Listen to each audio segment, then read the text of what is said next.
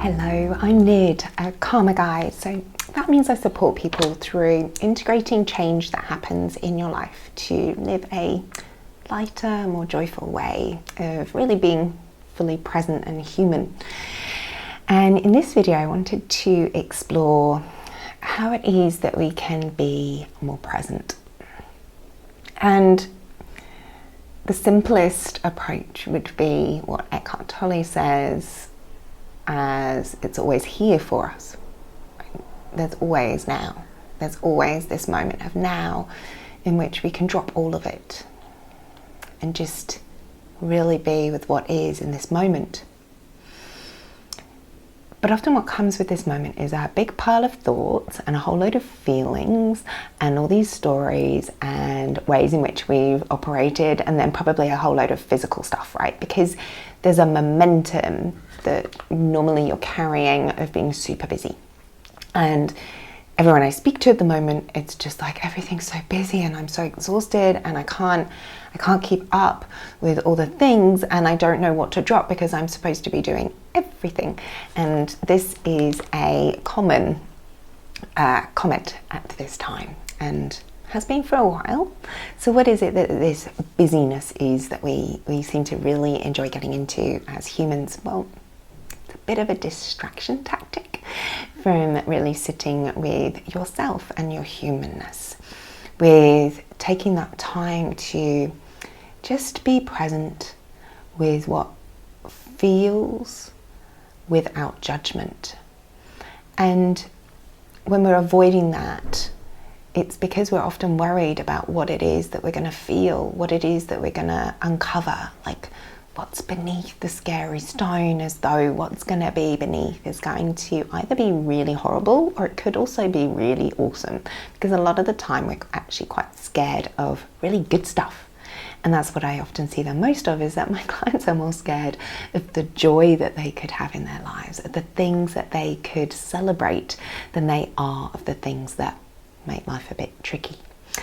And so we can go into being super busy and filling up our diary, never having a moment to stop and take a breath, and barely, go to the bathroom and eat food.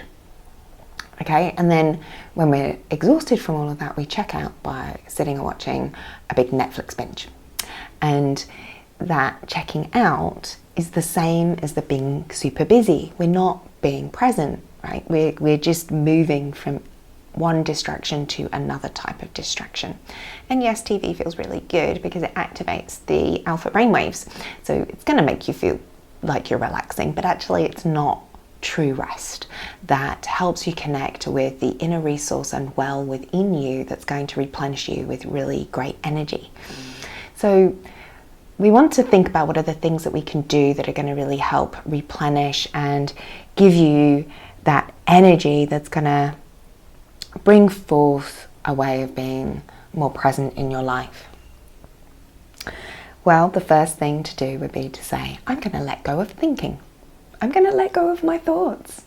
I'm not going to let them chase me into doing stuff all the time. Not every time that I think, oh, I forgot about that, does it mean I must go do it? It just means I forgot. Someone else might do it. Or maybe that thing doesn't need doing. So that's number one. My thought does not mean that I have to actually act upon it, that I have to react to what I just thought of.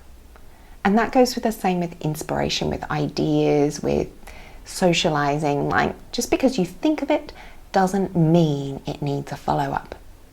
It can just be, hey, thought, yeah, that's an idea, and let it go. And see if the thought pops back. And if it does pop back with an idea, then maybe it's something to do. But it's useful to wait a little while and see if over time it keeps popping back, rather than reacting and getting busy with doing and being like, I need to fulfill and complete. And the other side of why am I doing so much is exactly the question. So when you find yourself being busy, I have to do this, I have to do that, I have to do this, why? How is the world going to fall apart if you do not do that thing?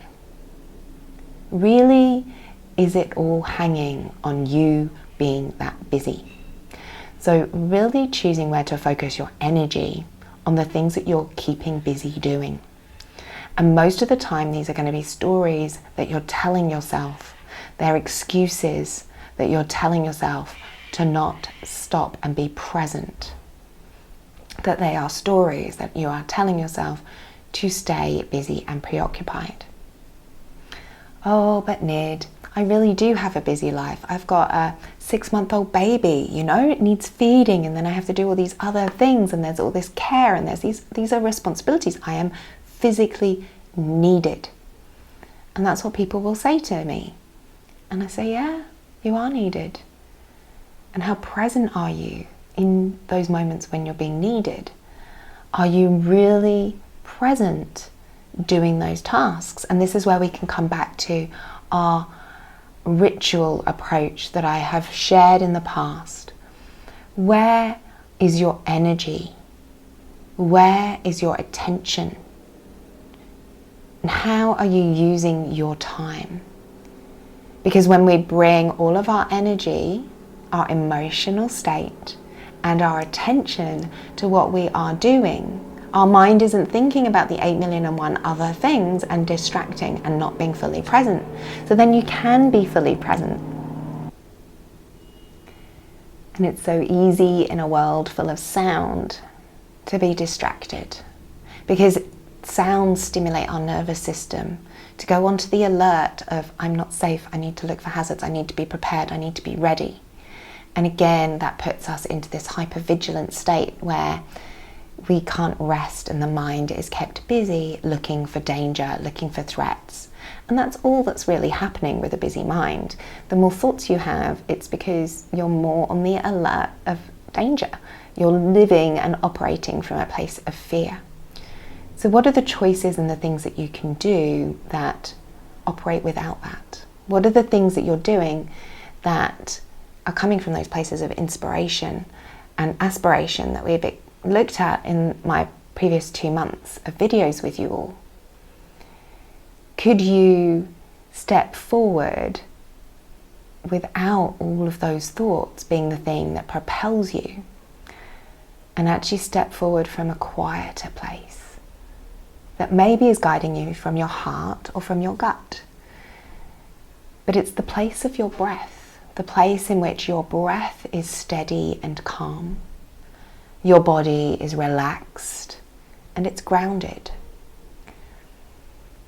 And so in order to come into being present, the 2 key tools we look towards are our breathing, and if it's calm, how it is reflecting our state.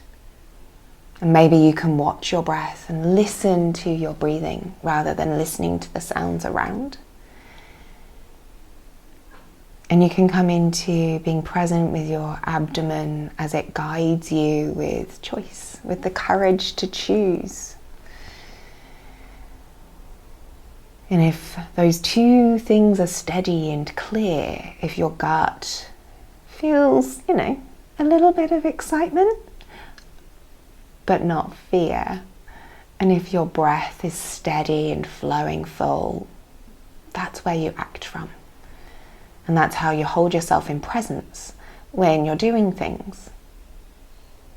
And so when I'm holding for other people, when I'm coming into being present, I come into my body, I come into my belly, and I ground my belly, my low abdomen especially.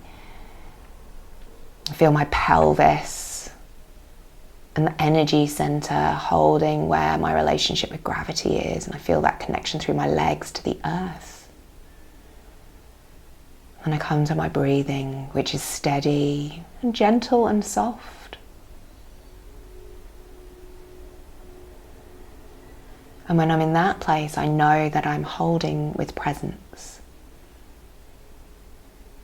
And we are all the same in this respect of what is presence. What is less thought?